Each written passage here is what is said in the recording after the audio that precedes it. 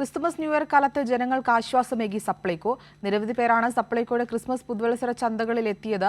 വിവിധ ഓഫറുകളും ഡിസ്കൗണ്ടുകളും ഒരുക്കിയെത്തിയ സപ്ലൈകോ ക്രിസ്മസ് പുതുവത്സര ചന്തയെ ഇരുകൈ നീട്ടിയാണ് ജനങ്ങൾ സ്വീകരിച്ചത്. ഡിസംബർ 22-നാണ് സപ്ലൈകോയുടെ ക്രിസ്മസ് പുതുവത്സര ചന്തയ്ക്ക് സംസ്ഥാനത്ത് തുടക്കമായത്. 10 ദിവസം നീണ്ട ഫെയറിൽ 15 കോടിയിലധികം ആളുകൾ സന്ദർശനം നടത്തി.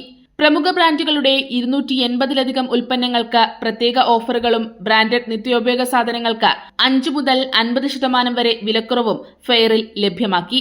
പൊതുവിപണിയിൽ വില കൂടിയ എണ്ണ ഉൾപ്പെടെയുള്ള ഉൽപ്പന്നങ്ങൾ കുറഞ്ഞ നിരക്കിലാണ് സപ്ലൈകോ ജനങ്ങളിലേക്ക് എത്തിച്ചത്.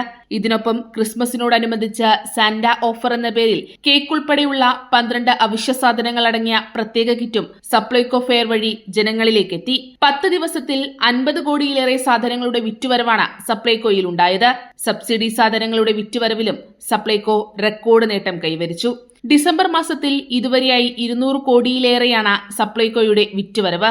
സംസ്ഥാനത്ത് തെരഞ്ഞെടുത്ത 6 ഇടങ്ങളിലെ സപ്ലൈകോ ക്രിസ്മസ് ന്യൂ ഇയർ ഫെയറിന് പുറമെ താലൂക്കുകളിലെ സപ്ലൈകോയുടെ പ്രധാന വിൽപ്പനാശാലയും ക്രിസ്മസ് ഫെയറായി പ്രവർത്തിച്ചിരുന്നു.